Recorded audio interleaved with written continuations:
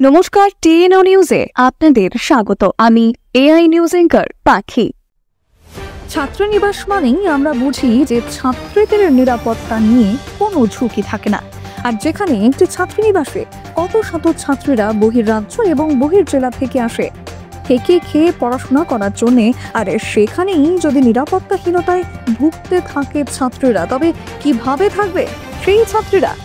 এমনই কিন্তু একটি ঘটনা উঠে আসে আমাদের সামনে। জানা যায় যে গতকাল দেবরাজ চক্রবর্তী নামে এক অপরিচিত পুরুষ বেশ কয়েক মাস ধরে ভগিনী নিবেদিতা ছাত্রীনিবাসের হোস্টেল ওয়ার্ডেনের ভাই শ্রীমতী গোপা চক্রবর্তীর পরিচয়ে দীর্ঘদিন যাবৎ সেখানে এসে থাকছে।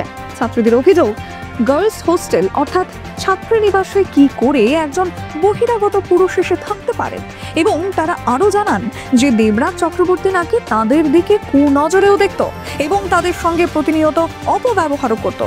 এবং আরো জানা যায় যে বিনা নোটিশ এবং কোনো অধিকার ছাড়াই সেই ব্যক্তি নাকি হোস্টেল ওয়ার্ডেন গোপা চক্রবর্তীর কাজ তিনি মেয়েদের সাথে করতেন। তিনি নিজেই কিনা নানা নিয়ম তৈরি করে মেয়েদের উপর চাপিয়ে দিতেন। এছাড়াও হোস্টেল ফিজ সমস্যা নিয়েও যখন তারা ডিরেক্টরের সাথে কথা বলতে চেয়েছিল, তখন গোপা চক্রবর্তী বাধা দেন এবং তাদেরকে ধমক দিয়ে বলেন যে কথা বলতে হলে আমার সামনে কথা বলো তোমরা।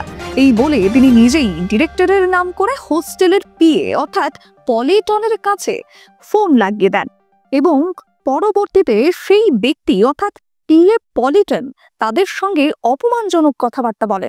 আর এই সমস্ত বিষয় নিয়েই কিন্তু গতকাল সরব হয় কৃষ্ণনগরের ভগিনী নিবেদিতা ছাত্রনিবাসের ছাত্রীরা। তবে সেখানকার একজন ছাত্রী বিষয়ে কি বলছেন, চলুন আমরা শুনে নিই। আমি ভগিনী নিবেদিতা গার্লস হোস্টেলের ছাত্রী।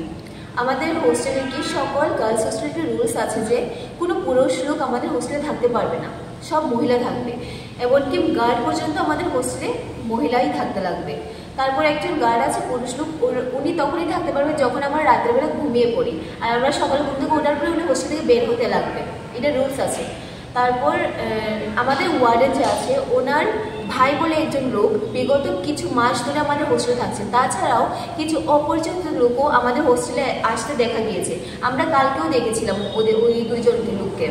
তারপর আমরা মাঝে মধ্যে আমাদের ওয়ার্ডেনের যে রুমটা আছে ওই সাইডে থেকে ড্রিঙ্কের স্মেল পর্যন্ত পেয়েছি।